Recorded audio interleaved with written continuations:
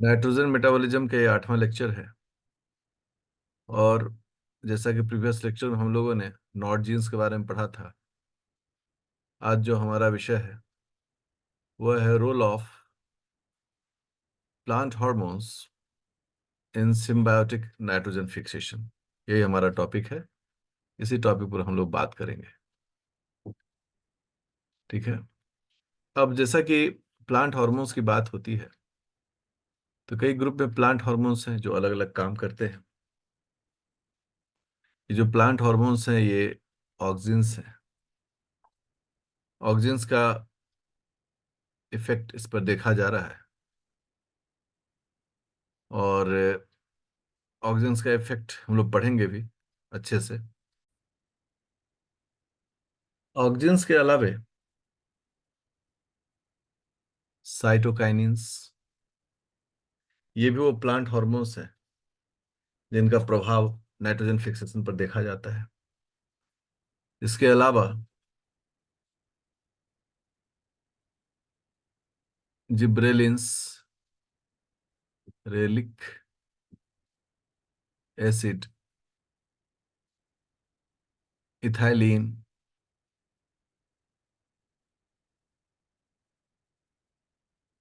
Abscisic acid, jasmonic acid,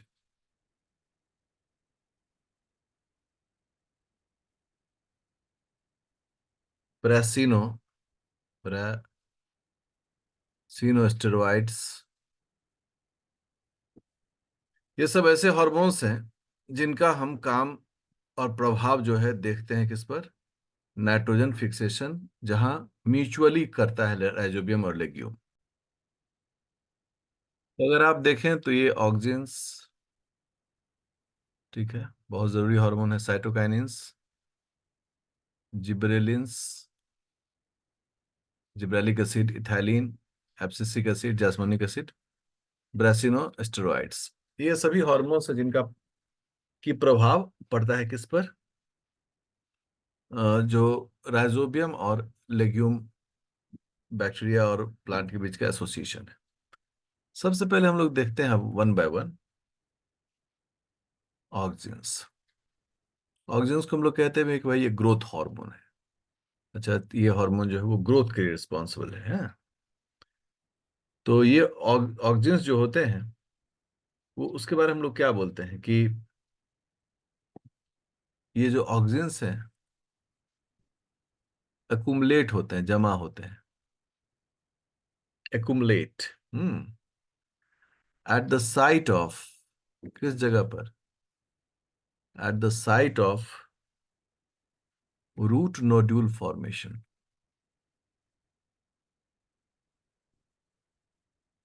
जहां पर root nodule बनता है उस जगह पर यह जमा होता है। पहला पॉइंट हो गया। फिर सेकंड पॉइंट होता है कि जो राइजोबियल बैक्टीरिया है, राइजोबियम बैक्टीरिया, इसका क्या होता है? तो rhizobium bacteria cause a temporary, मतलब परमानेंट नहीं, कुछ काल के लिए, कुछ समय के लिए, टेम्पररी। लोकलाइज्ड मतलब पूरे प्लांट में नहीं, किसी खास जगह पर, जैसे रूट नोड्यूल जगह पर। Inhibition, inhibition of auxin transport, transport by flavonoids. अब देखिए क्या स्टेटमेंट कहता है। पहला स्टेटमेंट क्या है कि ऑक्सिन का जमावड़ा कहाँ होगा, ऑक्सिन कहाँ जमा होगा? तो उत्तर है कि ऑक्सिन जो है वो रूट नोड्यूल में जमा होगा। लेकिन अगर ऑक्सिन मूव करता रहेगा तो जमा कैसे होगा? जमा करने के लिए हमको किसी चीज को रोकना पड़ेगा। जैसे कि नदी का पानी बह रहा है, तो उससे अगर हमें रोकना है तो हम डैम बना देते हैं, चेक डैम बनाते हैं, तो वहां कुछ पानी ठहरता है। तो राइजोबियम बैक्टीरिया क्या करता है? स्पेसिफिक फ्लेवोनॉइड सिक्रीट करता है। ये फ्लेवोनॉइड क्या करता है कि रूट नोड्यूल में ऑक्सीजन को जमा करने में मदद करता है और उसको मूव करने को रोकता है। अगर डायग्राम्स में हम देखें तो हम ये बोलते हैं कि दिस इज रूट नोड्यूल। ठीक है, ये रूट नोड्यूल है। और इस रूट नोड्यूल में क्या जमा होना चाहिए? तो ऑक्सीजन जमा होना चाहिए। ठीक है, अब ये ऑक्सीजन इधर आ रहा है, जमा हो रहा है, तो वापस निकल कर बह भी सकता है। अब कहता है कि ये वापस बाहर नहीं निकले, इसके यहाँ पर ब्लॉकेज किया जाता है, और ब्लॉकेज के रूप में एक केमिकल होता है जो इसके ट्रांसपोर्टेशन को रोकता है, और उसे हम लोग कहते हैं फ्लैवेनोइड्स, जो कि सेकेंडरी मेटाबोलाइट है। अब ये क्या करता है कि ऑक्सीजन के पाथ को रोक देता है कि भाई तुम यहीं, जो धीरे धीरे क्या होगा, ऑक्सीजन इस रूट नोड्यूल में ढेर सारा जमा होने लगेगा। क्यों जमा होने लगेगा? क्योंकि फ्लैवोनॉइड ने इसको रोक कर रखा है। अब क्यों जरूरी है भाई, क्यों जरूरी है कि यहाँ पर ऑक्सीजन हो? तो आखिर क्यों रोकना चाहता है? क्योंकि ऑक्सीजन का इंपॉर्टेंट रोल है रूट नोड्यूल्स के फॉर्मेशन में। और वो क्या है? पहला, कि ये रूट्स को डेवलप करने में मदद करता है। पॉइंट वन में इट इंड्यूसेस, किसके किसको इंड्यूस करता है? Formation of lateral roots. ये लैटरल रूट्स को फैल पनपने और बढ़ने में मदद करता है। मान लो कि ये एक रूट है, ऐसे करके किसी प्लांट में ये रूट है। अब इससे ऐसे लैटरल रूट्स जो है वो डेवलप करेंगे, और हम सब जानते हैं इन्हीं लैटरल रूट्स में क्या बनता है? गांठ बनता है, जो नाइट्रोजन रिच होता है। बैक्टीरिया यहीं पर गांठ बनाता है। तो जितना ज्यादा ये लैटरल रूट्स डेवलप करेंगे, उतना ही ज्यादा रूट नोड्यूल बनेगा, और उतना ही ज्यादा नाइट्रोजन वो फिक्स कर सकेगा। अब एक महत्वपूर्ण पॉइंट है कि ऑक्सीजन कभी भी अकेले काम नहीं करता है। ये बड़ा महत्वपूर्ण पॉइंट है। ऑक्सीजन नेवर वर्क्स अलोन, कभी भी अकेले काम नहीं करता है। तो ये हमेशा रेशियो वाइज काम करता है। जैसे कि अगर ऑक्सीजन की मात्रा ज्यादा हो साइटोकाइनिन से, साइटोकाइनिन भी हार्मोन है, अगर ऑक्सीजन ज्यादा होगा तो इसका रिजल्ट होगा development of lateral roots. Lateral roots का फॉर्मेशन होगा, development of lateral roots.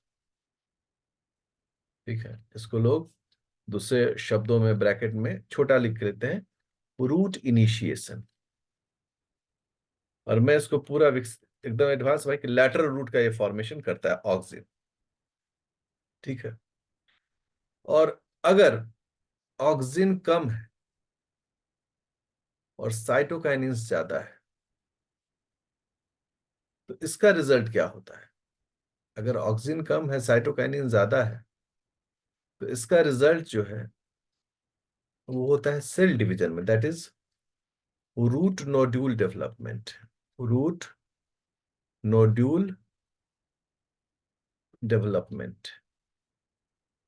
Development, अर्थात गांठ ज्यादा बनेगा। तो जब ऑक्सीजन की मात्रा ज्यादा होगी तो रूट में ब्रांचिंग्स बहुत डेवलप करेंगे, और जब साइटोकाइनेंस की मात्रा बढ़ेगी इसमें गांठ बहुत ज्यादा बनेगा। और इस तरह से दोनों एक दूसरे का क्या करता है? काम मदद कर देता है, क्योंकि ज्यादा रूट ज्यादा गांठ, तो जितना ज्यादा रूट्स उतना ज्यादा गांठ बनेगा। तो दोनों मिलकर इस काम को अंजाम देते हैं। तो ये बहुत महत्वपूर्ण विषय होता है, इसको हमें एकदम अच्छे से समझना है। लाइक मैं इसको हाईलाइट कर दूं और इसको भी हाईलाइट कर दूं, तो ये आपको दिमाग में रखना चाहिए कि ऑक्सीजन अकेले कभी काम नहीं करता, वो हमेशा साइटोकाइनेस या दूसरे एंजाइम, दूसरे हार्मोन्स के साथ मिलकर काम करता है। दूसरा हार्मोन साइटोकाइनेंस है। और अगर साइटोकाइनेंस की बात करते हैं तो ये इसका जो काम है, कंट्रोल करता है। क्या कंट्रोल करता है? Control of root structure. इसीलिए जब ऑक्सीजन की मात्रा ज्यादा होती है तो ये रूट को बढ़ाने में मदद करता है। लेकिन ऑक्सीजन की मात्रा कम हो जाए तो फिर ये गांठ को बढ़ाने के रूप में काम करता है। तो रूट के स्ट्रक्चर को ये कंट्रोल करता है। और जैसा मैंने कहा कि अकेले तो काम करेगा नहीं, तो ये हमेशा ऑक्सीजन के साथ काम करता है। और अभी हम जस्ट लिख चुके हैं, इसलिए उसको दोबारा रिपीट नहीं करेंगे। तो बेसिकली कंट्रोल रूट को स्ट्रक्चर एक काम है, और दूसरा क्या है? इनहैंस या induce root nodule formation. Root nodule formation को बढ़ाएगा। तो ये इसका काम है।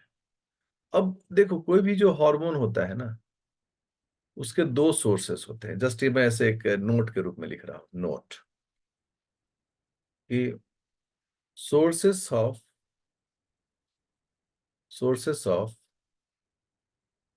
Phyto hormones. अगर फाइटो हॉर्मोन्स के सोर्सेस की बात करें, तो ये सोर्सेस दो प्रकार का होता है। पहला,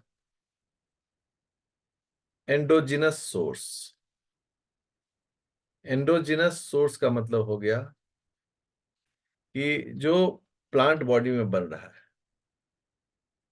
इन प्लांट बॉडी, यहां अगर बन रहा है तो उसे हम एंडोजिनस सोर्स कहते हैं।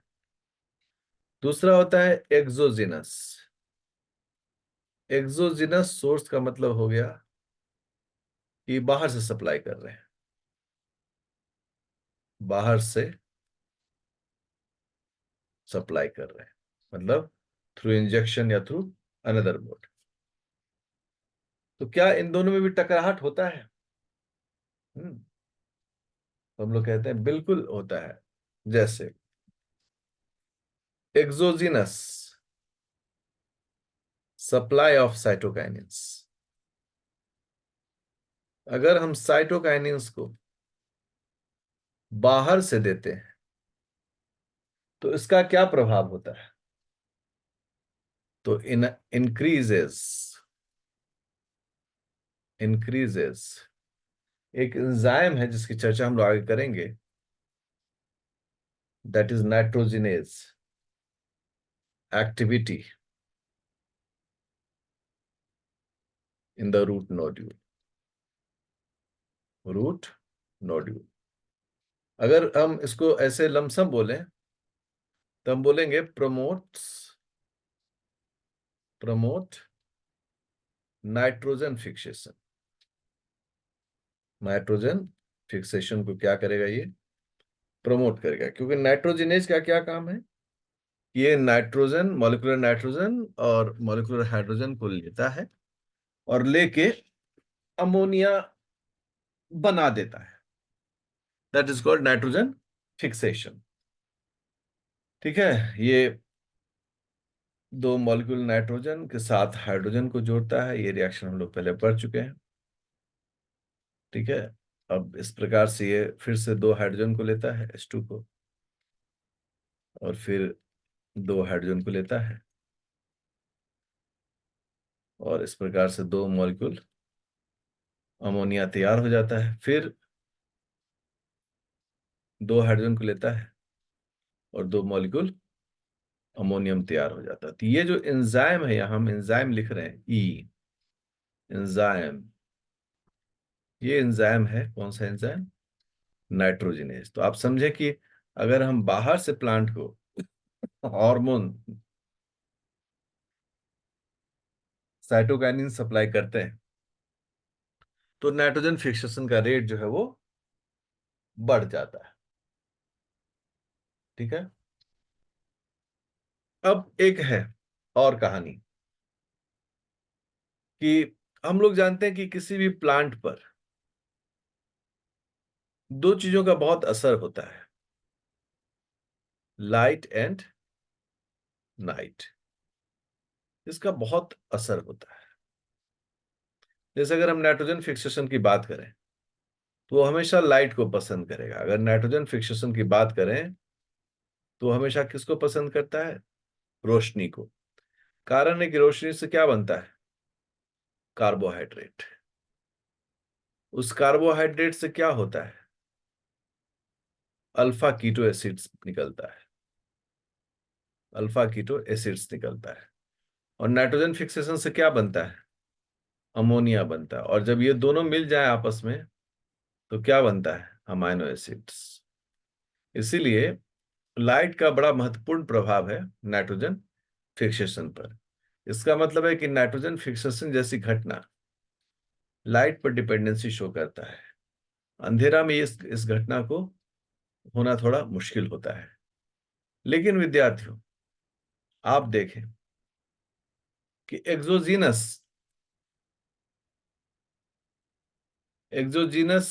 सप्लाई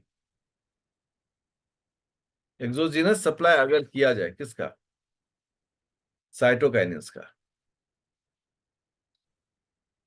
तो लोगों ने क्या ऑब्जर्व किया कि activity of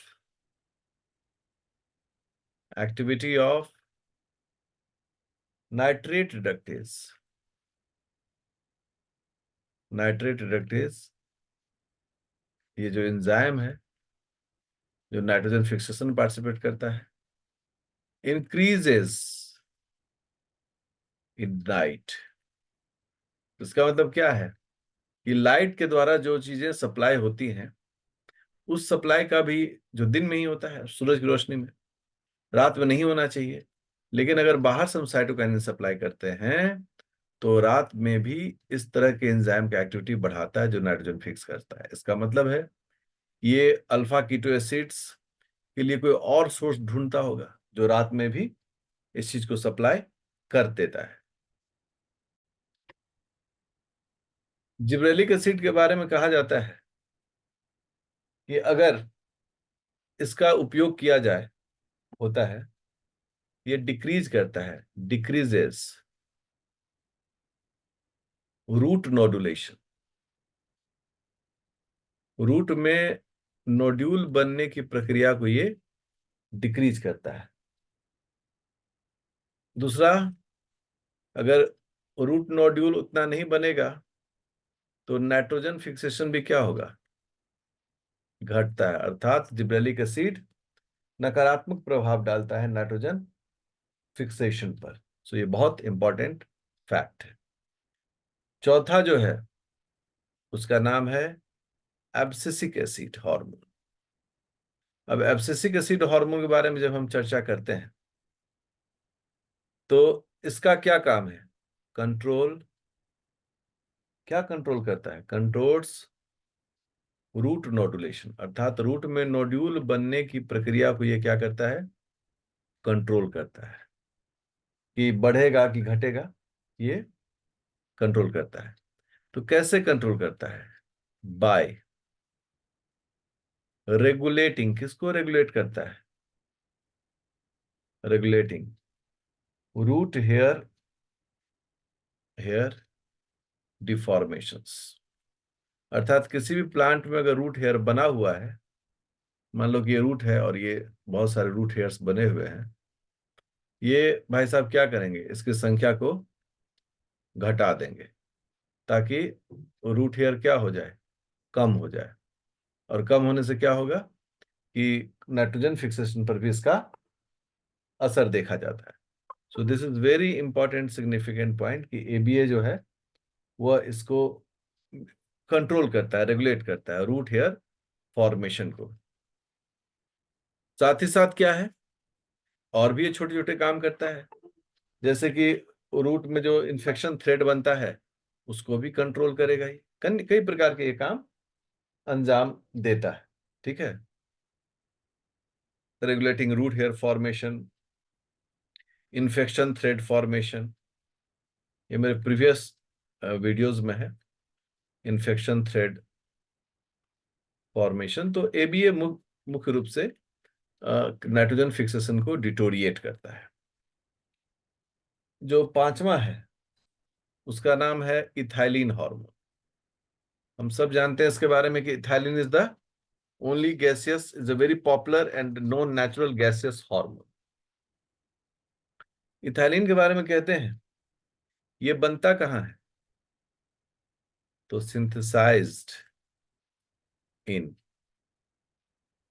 pericycle of plant. Plant के पेरिसाइकिल हिस्से में ये बनता है। जो कि प्लांट के अंदर होता है, एंड फिर वहां से कहाँ मूव करता है, डिफ्यूज इनटू कॉर्टेक्स। ये कॉर्टेक्स के जो सेल्स हैं वहां पर डिफ्यूज करता है। तो ये बहुत महत्वपूर्ण चीज है। दूसरा क्या है, इसका रोल क्या है, इसका रोल भी इनहिबिटरी है। इनहिबिटरी कहने का सेंस क्या है कि ये रोक देता है, किसको रोक देता है, ब्लॉक्स सेल डिवीजन। ये सेल डिवीजन इन रूट्स को रोक देता है कि भाई अब कोई भी वृद्धि नहीं कर सकते, अर्थात ये कंट्रोल करता है कि ज्यादा डिवीजन नहीं हो। ठीक है, तो ये एक बहुत महत्वपूर्ण चीज है कि ये इस तरह से ब्लॉक करता है।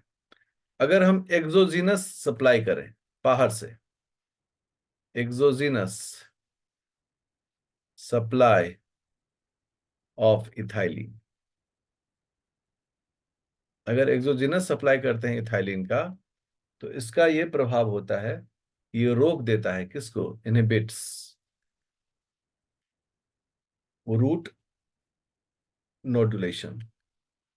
रूट में नोड्यूल बनने की के प्रक्रिया को ये रोकता है। मतलब आप देखें कितने चीजों को ये करता है। तो कैसे रोकता है, कैसे रोकता है, तो ये कैल्शियम स्पाइकिंग स्टार्ट करके, कैल्शियम स्पाइकिंग एक प्रक्रिया है जिस प्रक्रिया से ये रूट के फॉर्मेशन को रोक देता है। अब जो नेक्स्ट हार्मोन है, दैट इज हार्मोन नंबर 5। ये सब तो वुंड को ठीक करने वाला है, जैस्मोनिक एसिड। जैस्मोनिक एसिड जो है ये प्रमोट करता है, इंड्यूस करता है किसको, इंड्यूस नोडुलेशन, मतलब नोड के नोड्यूल्स के फॉर्मेशन को रूट्स में ये प्रमोट करता है। एक और है हार्मोन, इसका नाम है ब्रासिनो स्टेरॉइड्स। ये ब्रासिनो स्टेरॉइड्स जो है ये प्लांट स्टेरॉइड हार्मोन्स हैं। और ये इंड्यूस करता है, क्या इंड्यूस करता है, induce infection thread, infection thread formation, thread formation. अर्थात कहने का मतलब है कि इससे मतलब ज्यादा से ज्यादा नाइट्रोजन फिक्सेशन होगा, इससे भी ज्यादा से ज्यादा नाइट्रोजन फिक्सेशन होगा।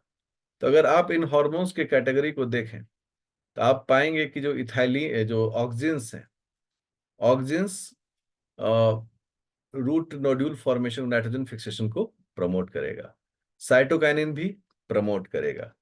ठीक है, वहीं पर जिबरेलिन्स जो है वो जिबरेलिन्स इसको घटाएगा, मतलब प्रमोट नहीं करेगा, रोकेगा। एबीए भी इसको रोकेगा, इथाइलिन भी इसको रोकेगा, जैस्मोनिक एसिड और ब्रासिनोस्टेरॉइड्स इसको बढ़ाएगा। तो एक कैटेगराइजेशन हो जा रहा है कि कौन बढ़ा रहा है और कौन घटा रहा है। तो ये था role of hormones on nitrogen fixing biotic, nitrogen fixation in rhizobium and legume.